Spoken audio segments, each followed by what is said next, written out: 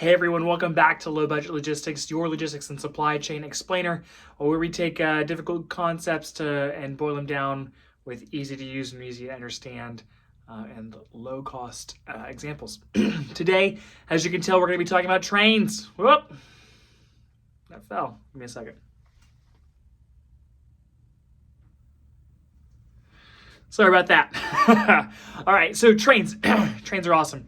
And really, we should talk about them in a broader kind of historical context to understand what sets them apart, what makes them different, before we start talking about requirements for use, and then the actual use cases for why you would ship something on a train.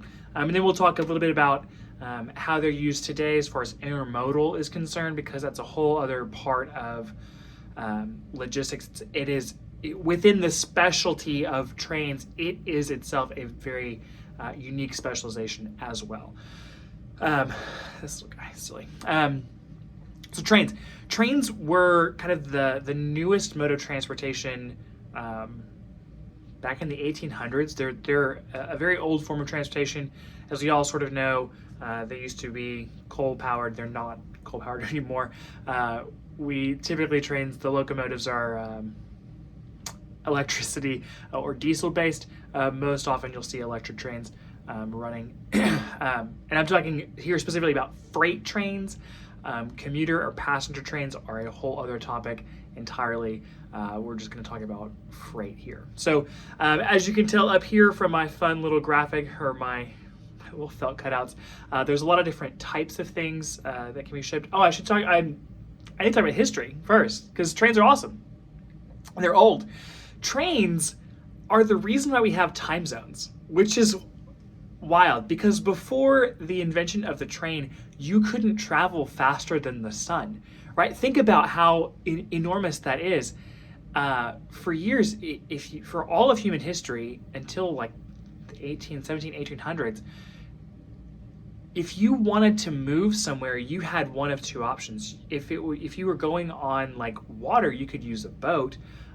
Otherwise, you were walking, or you were using something else that was walking as well. That was it. And that's obviously pretty slow forms of travel. And then when trains were invented in the sort of early industrial age, that revolutionized it, and that required humans to have a different concept of time, which is astounding. So that's why we have time zones now, is because trains can actually travel faster than the sun moves around the earth, which is wild.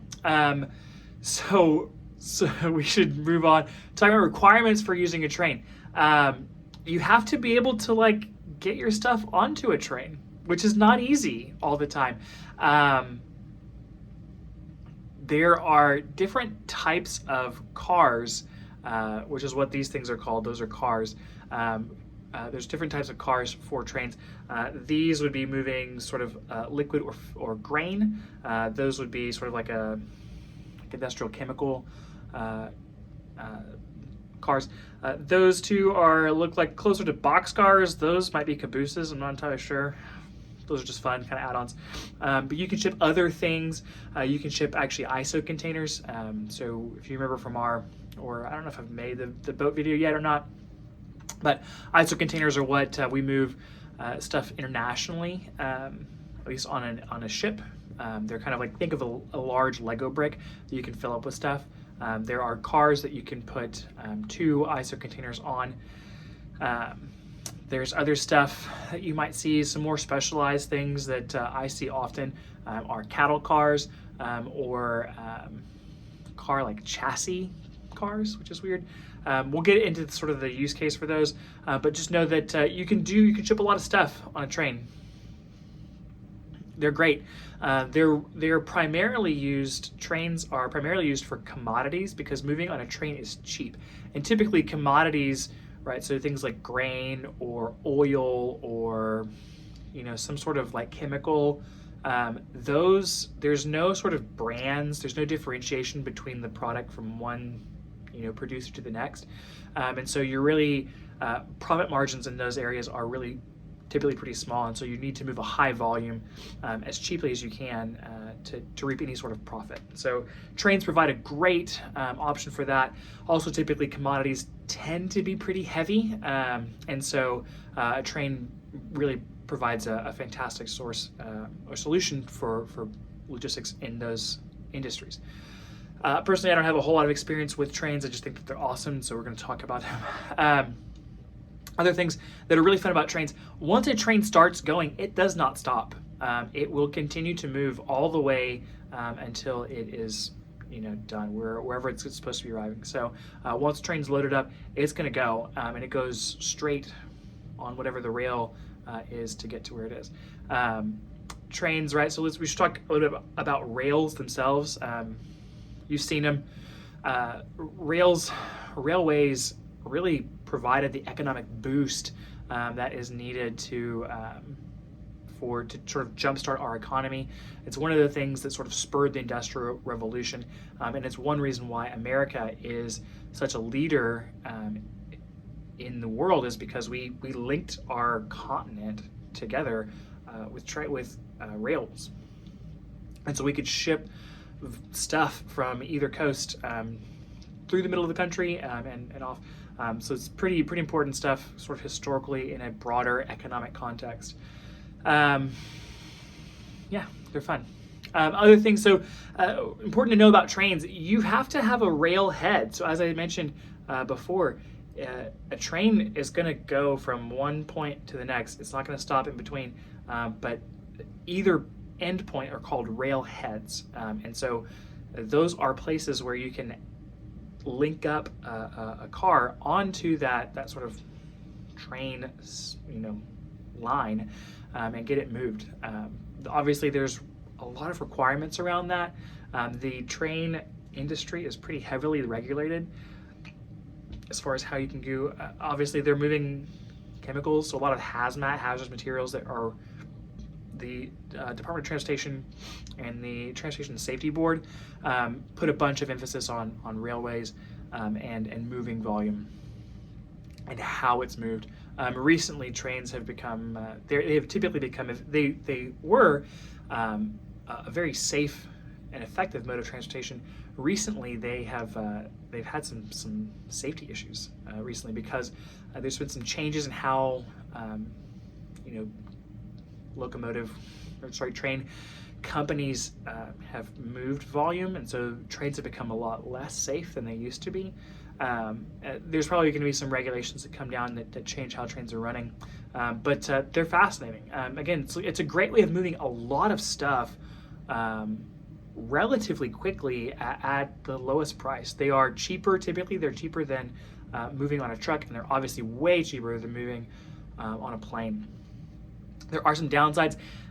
Similar to like moving on a boat, it takes a long time to get stuff off of a train, and so that's why you don't see a whole lot of movement in the parcel world for things that have a time requirement, and so that's why it's specialized into those sort of commodity type industries where speed is not necessarily important.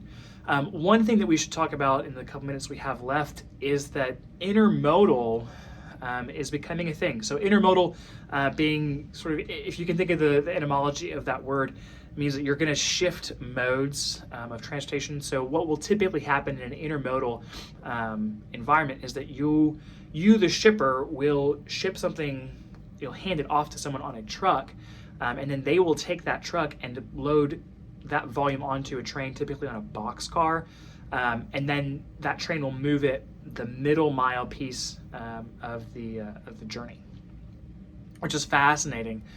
They're able to do it. It is a highly specialized world, and you really only see it with extremely large shippers. I know that Amazon uses them to pretty great effect to shift volume around the country as cheap as possible. And so intermodal, it's becoming a thing, but it really only works in some really specific cases, and typically that is not e-commerce. But they're fantastic. If you have, like I said, a bunch of stuff that needs to get moved and you don't really care when it delivers, trains are a great option, especially if the stuff you're shipping is heavy or is extremely low density, so it's really big stuff. Trains, great option. Again, you need to talk to a specialized provider for transportation on a train because they have their own rules and requirements.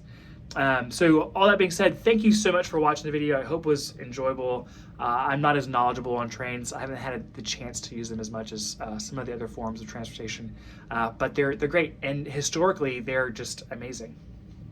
And they're fun to look at. If you have kids, you should probably ride on one. I know that kids like that sort of chugga, chugga, chugga, chugga, chugga.